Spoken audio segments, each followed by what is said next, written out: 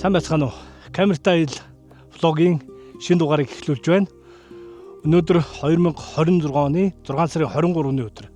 Бид Монголын төрч ёс, түүх, өв соёлын хамгийн эрхэм дурсгал болох Бурхан Халдун тахилгын төрийн ёслолд оролцохоор хүрэлцэн ирээд байна.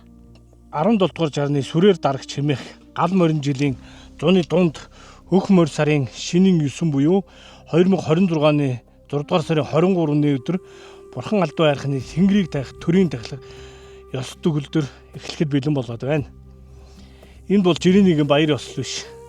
Энэ бол Монголын төрийн олон зууны уламжлал, өвөг дээдсийн шүтлэг, их байгальтайгаа зохицон орших ухаан, төрч ёсны залгамж чанарыг илэрхийлдэг хамгийн эрхэм ёслолуудын нэг юм.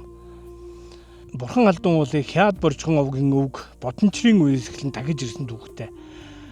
Харин их эзэн Чингис хааны үед энэхүү хайрхан хамаг Монгол улмаар Монголын их эзэнт гүрний сүл дуул болж төрийн хэмжээнд дээдлэн тахигдах болсон байдаг. Монголын уус товчоонд Тэмүүж амь насанд нь аюул тулгархад энэ хайрханд хорогдож мөнх хөх тэнгэр болон уул усандаа мөргөн залбирч байсан тухай өгүүлдэг. Тэр цагаас эхлэн Бурхан Халдуныг насан туршдаа дээдлэн шүтэж, үр хойчтоож энэхүү уламжлалыг өвлүүлэн үлдэхийг загсан хэмээн домог түүхэнд өгүүлдэг. Тиймээс Бурхан Халдун бол зөвхөн нэг уулын нэр биш. Монголын төрийн сүнс, үндэсний бахархал, эх орон зүйлсийн нэгэн бэлэг тэмдэг юм.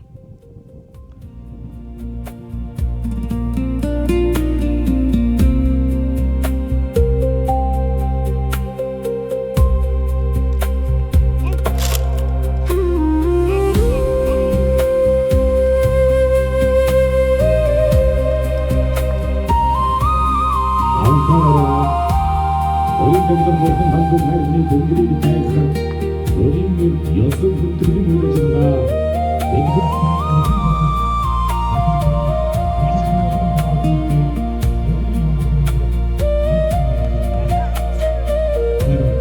заасан гэдэг. Энэ дэлхийг нийлүүлэх ажлын хүрээ Монголчууд уул хайрхнаа тахихдаа байгалаа эзэмших гэж биш, харин байгальтайгаа эв зохицолтой амьдрахын төлөө мөрөгдөг ард түмэн. Уул бүр эзэнтэй, гол мөрөн бүр савдагтай, ой мод бүр амьтаа гэсэн үзэл нь олон зуун жилийн турш монголчуудын байгаль хамгаалах хамгийн том соёл болсоор иржээ. Энэ уламжлалыг өнөөдөр төрийн хэмжээнд үргэлжлүүлэн хадгалж байгаа нь Бурхан Халдун хайрхны төрийн тахилга юм. 1997 онд Монгол улсын ерөнхийлөгчийн зарилгаар Бурхан Халдуныг төрийн тахилгатай хайрхан болгон зарлаж эртний уламжлалыг сэргээн залгамжилсан бол 2015 онд Германы Бонн хотноо улс ЮНЕСКОгийн дэлхийн өвийн хорооны чуулганаар Бурхан Халдун уул түүнийг хүрээлсэн тахилгад газар нутаг нэрээр дэлхийн соёлын өвд бүртгэгдсэн юм. Энэ нь монголчуудын бахархал төдийгүй хүн төрөлхтөн энэхүү ариун газрыг хамгаалан хадгалах ёстой үнэт төв болохыг дэлхийн нийтээр хүлээн зөвшөөрсөн хэрэг юм. Энэ нь зөвхөн монголчуудын бахархал төдийгүй хүн төрөлхтөн энэхүү ариун газрыг хамгаалан хадгалах ёстой үнэт өв болохыг дэлхийн нийтээр хүлээн зөвшөөрсөн хэрэг юм. Бурхан Халдууны төрийн тахилга 5 жил тутам зохион байгуулагддаг бөгөөд энэ жил 8 дахь удаага болж байна. Харин энэ жилийн тахилга өмнөх жилүүдээс нэгэн чухал онцлогтой. Олон жилийн турш Бурхан Халдун хайрхны өргөл дээр зохион байгуулагддаг байсан төрийн тахилгыг энэ удаа Хэрлэн голын ирэг дээрх Хамбын ирээ хэмээх газарт зохион байгууллаа. Энэ чинээр байгуулагдсан хүндэтгэлийн зохицлоор нь Монгол улсын ерөнхийлөгч Ухнагийн хүрэлцэхүйн санаачлаг удирдлагаар бүтээн байгуулагдсан бөгөөд төрийн тахилгын үйл ажиллагааг илүү хүртээмжтэй болгож Монголын өнцөг болон бүрээс ирсэн ард иргэд энэхүү түүхийн ёслолд биечлэн оролцох боломжийг бүрдүүлсэн энэ жилийн хамгийн том өөрчлөлт болсон юм. Мөн энэхүү төрийн тахилгад Монгол улсын ерөнхийлөгч Ухнагийн хүрэлцэх Монголын төрийг төлөөлөн оролцож ёслолыг тэргүүлэн хүндэтгэл үзүүллээ. Тахилгын үеэр сүү, айраг, цагаан эдээний дээжээ үргэж, сан тавин, ном хурж, өрөөл айлтхан мөнх хөх тэнгэр болон уул усны эзэн савдагтаа хүндэтгэл үзүүллээ. Эдгээр зан үйлбэрийн цаана нэг л утга бий. Бид байгалийн эзэн биш, харин өвөг дээдсээс өвлөн авч үр хөвгтдээ бүрэн бүтэн үлдэх үүрэгтэй хүмүүс юм. Энэ бол төрийн тахилгын хамгийн эрхэм утга учир билээ.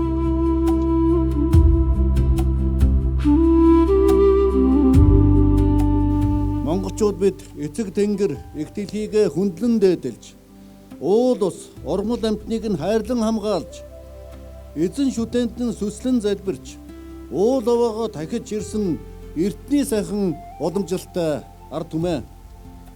Монголчууд бидний оройн дээд шүтэн эзэн Чингис хааны айлтгалтай Бурхан халдун уулын цадиг түүх бол төрт ёс, түүхэн уламжлал, томн модны сүсэг бишрэл, төр шашны эрхэм ёс, байгаль дэлхийг шүтэн дээдлэх ардын ухаан, өв соёл, зан заншлын цогц илэрхийлэл байдаг.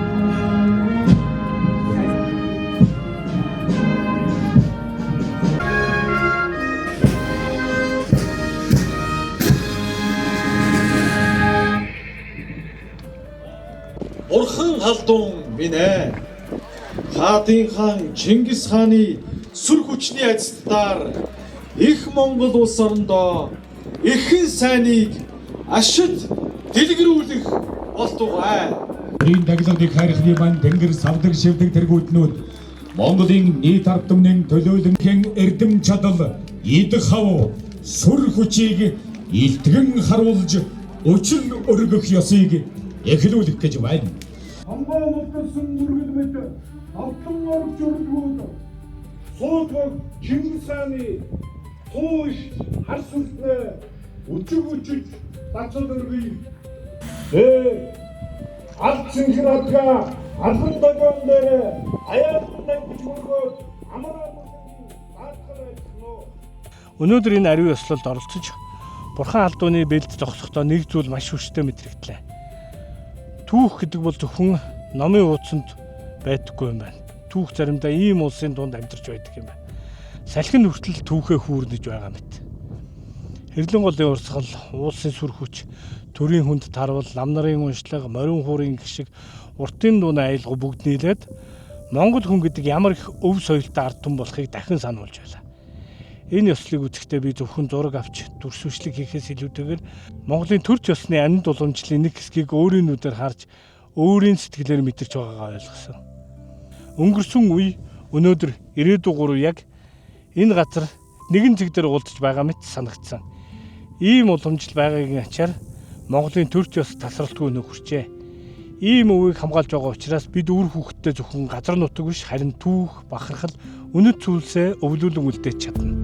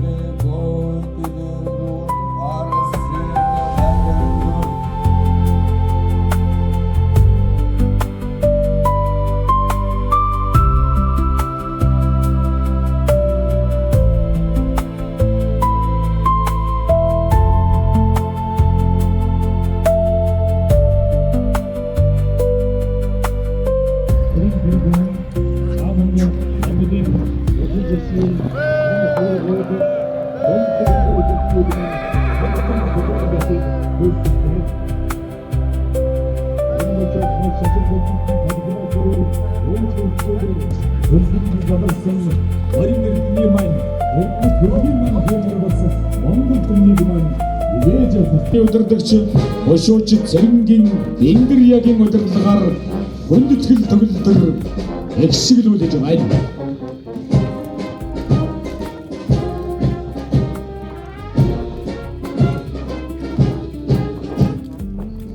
Хэрв та Монголын түүхийг үнэхээр мэдэрмээр байвал зөвхөн музей үзэхээс гадна ийм ариун газар өөрийн биеэр ирэх хэрэгтэй.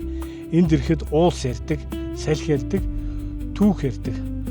Бурхан халдуу харьхан өнөөдөр ч Монголын төрч ёс, үндэсний эв нэгдэл, байгаль дэлхийгээ дээдлэн хүндэтгэх хүслийн мөнхийн бэлэг тэмдэг болсоор байна. Энэхүү түүхэн төрийн тахилгын ёслыг хамтдаа үзсэн та бүхэнд баярлалаа. Хэрвээ энэ видео танд таалагдсан бол камертаа аялал YouTube сувгийг subscribe хийж, лайк дарж сэтгэлдээ үлдээгээрэй. Та бүхний дэмжлэг Монголын түүх, байгаль, өв соёлын талаар илүү олон баримтад аяллыг бүтээх уран болдог. Дараагийн аяллаар дахин уулзцгаая. Баярлалаа та бүхэндээ. Баярлалаа.